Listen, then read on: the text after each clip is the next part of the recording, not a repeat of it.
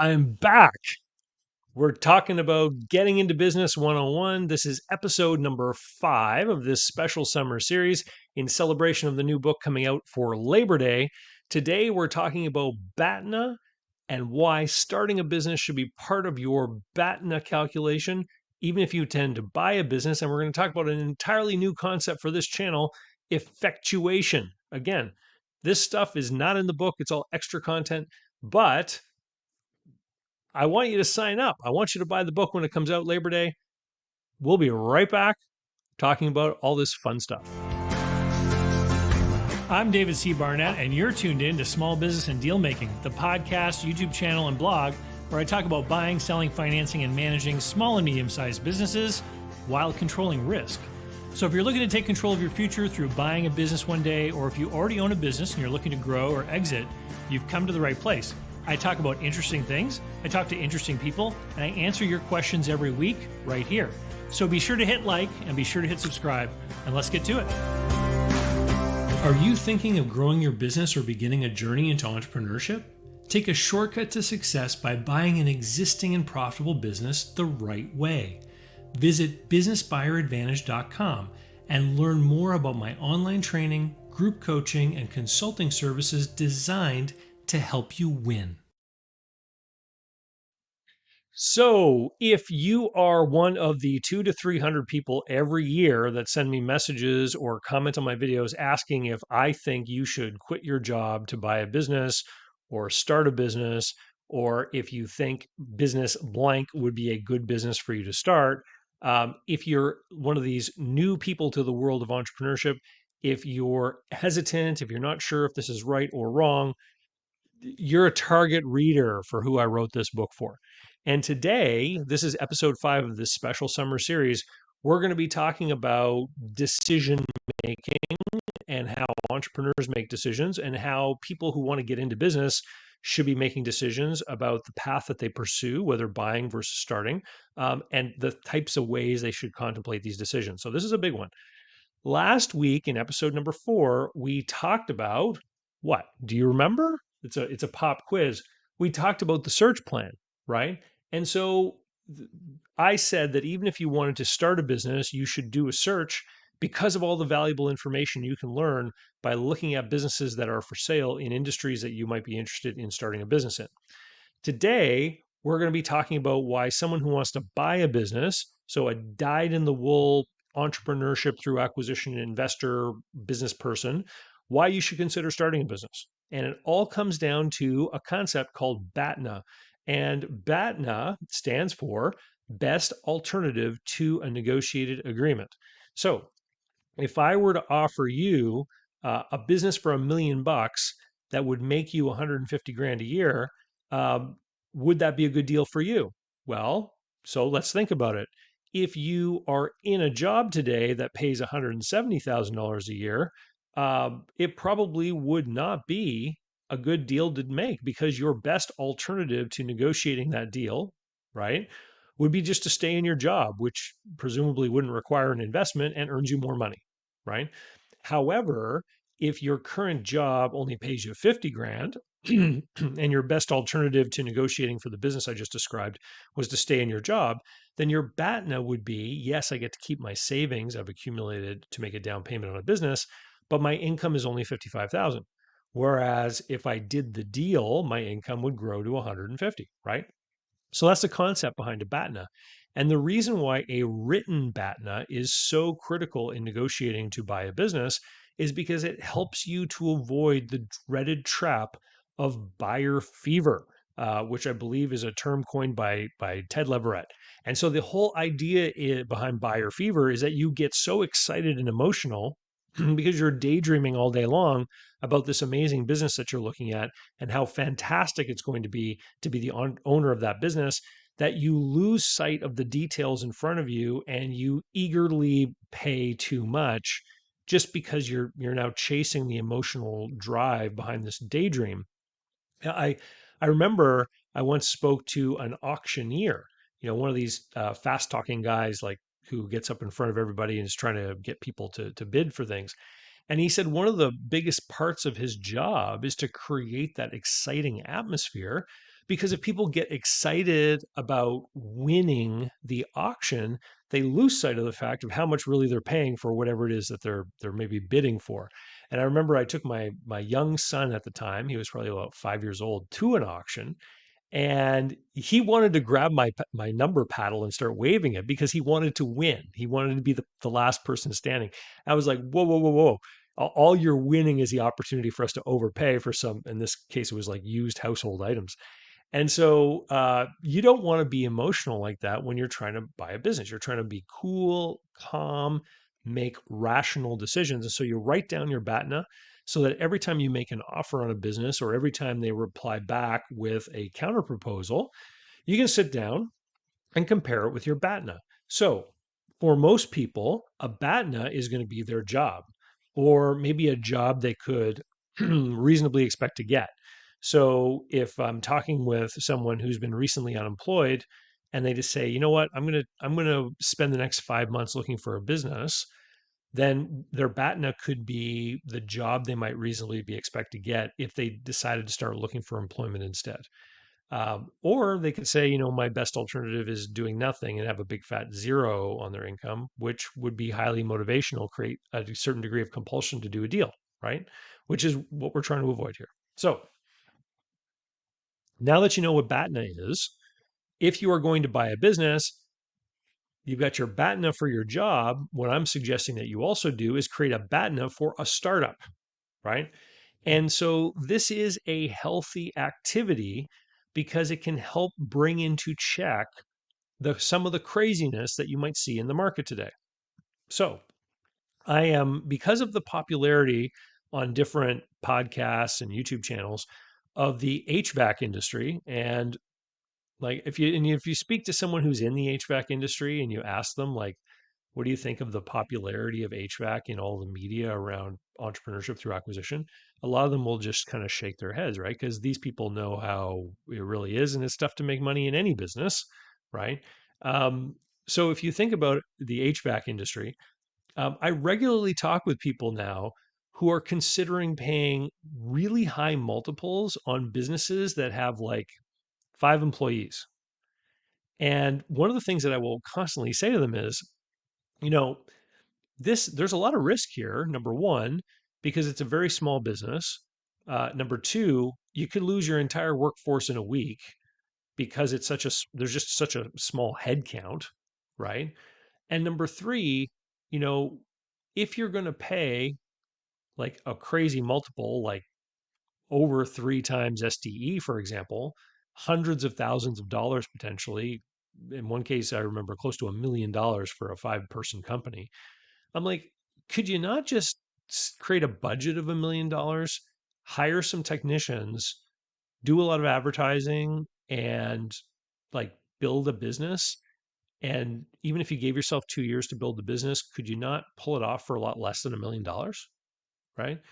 And and when you ask the question in that way, people are sometimes like, well, yeah, I should be able to, right? And this is why starting a business should be a BATNA option, right? Especially as you learn more about these businesses through your research and talking with sellers and looking at SIMs and looking at industry data, like I talked about in episode number 4. So, and if you're not watching all of these in order, like go back to number 1, because number 1 is the key one that's going to determine your success in life and business. So I want you to consider your BATNA. If you're going to buy a business, I want you to consider doing a startup as part of your BATNA. And what else are we going to talk about? We're going to talk about the way that business people think about how they control risk in starting a business. Now,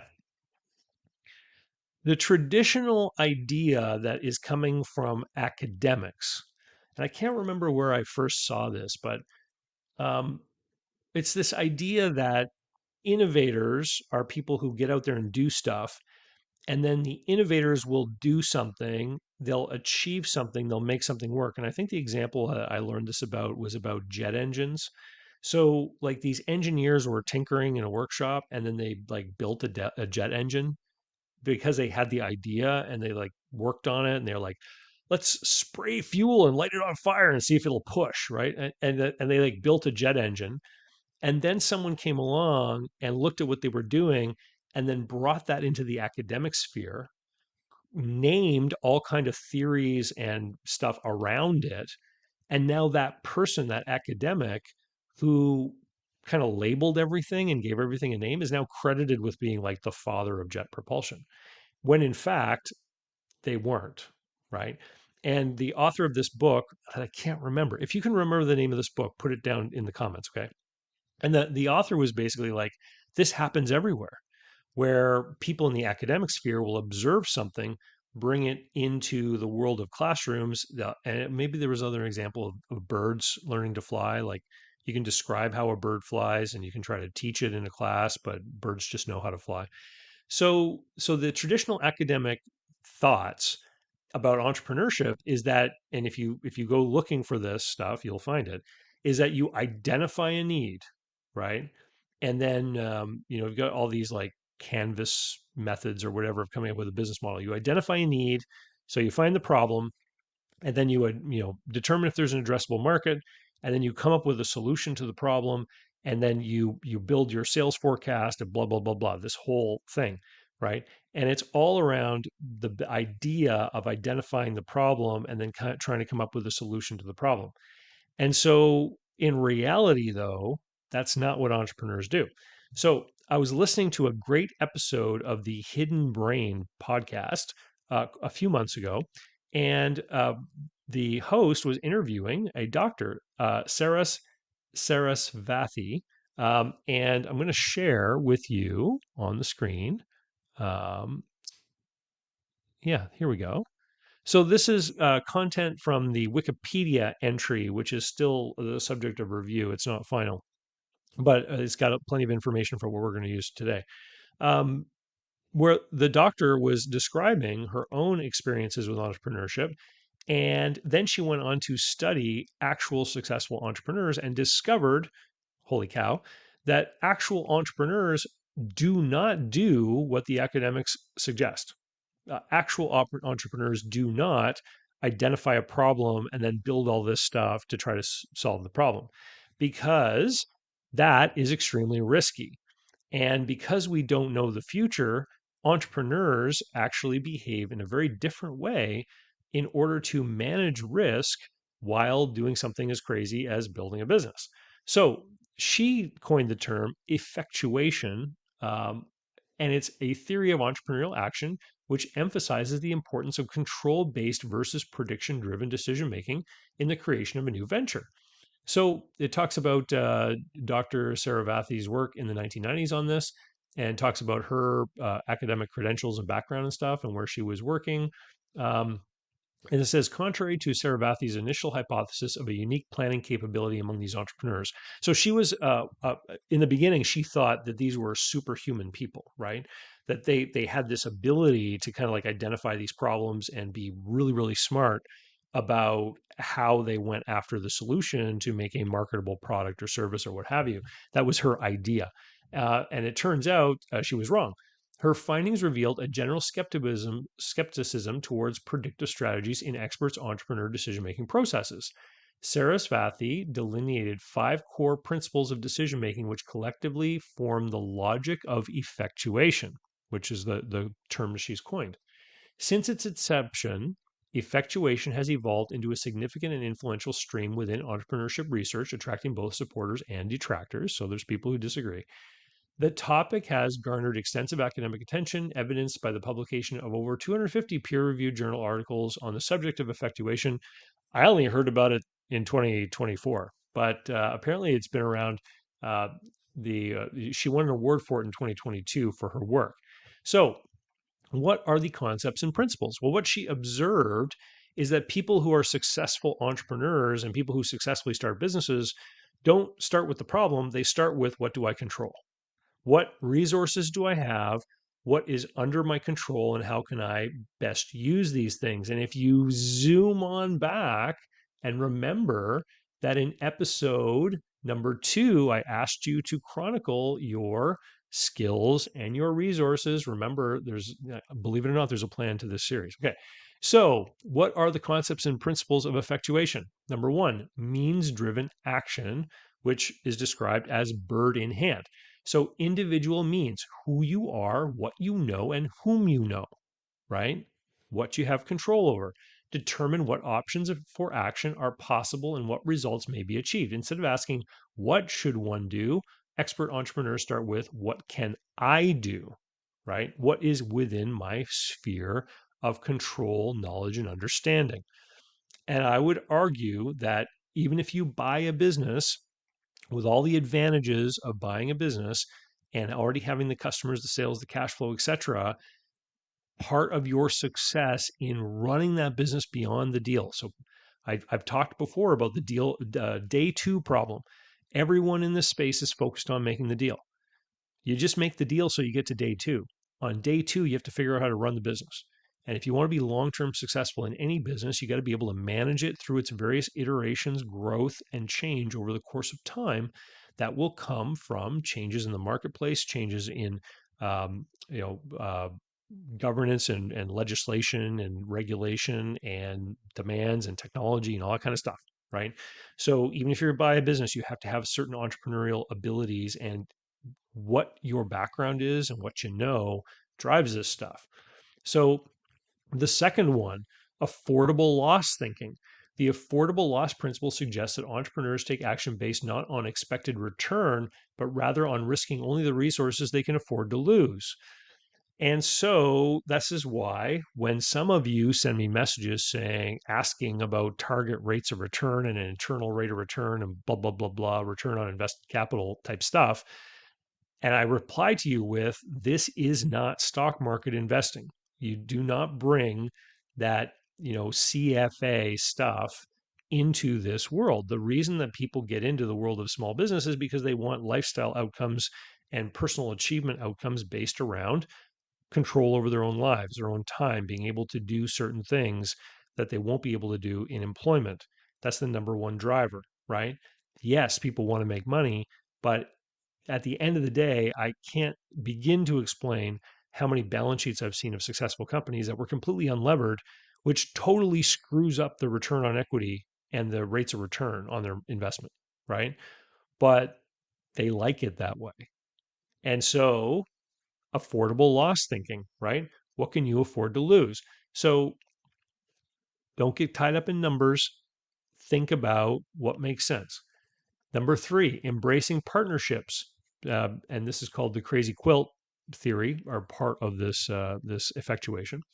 Expert entrepreneurs start partnerships with self-selected stakeholders who agree to commit means to a venture under conditions of uncertainty.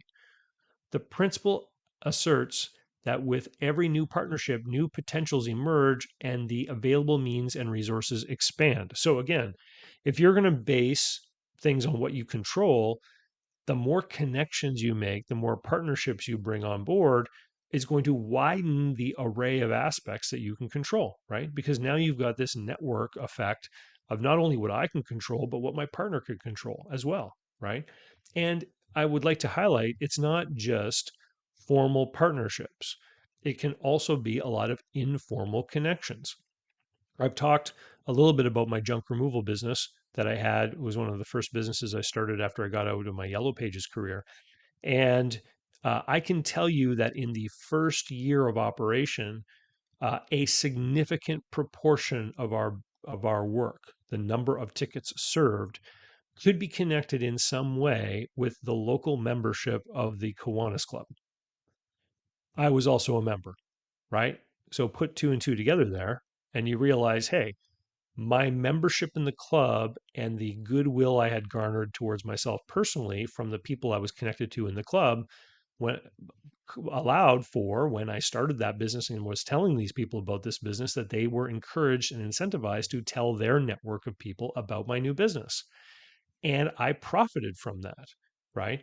And so that again, it's these connections, this real world networking with other people that you make honest to goodness connections and that evolve into friendships, hopefully, uh, assuming you've listened to what was in episode number 1 of this series. Go back and look if you don't remember.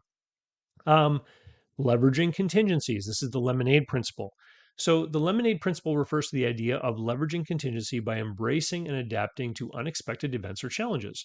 Rather than viewing surprises as setbacks, entrepreneurs using effectual logic see them as opportunities to create new possibilities and markets, much like turning lemons into lemonade. Okay.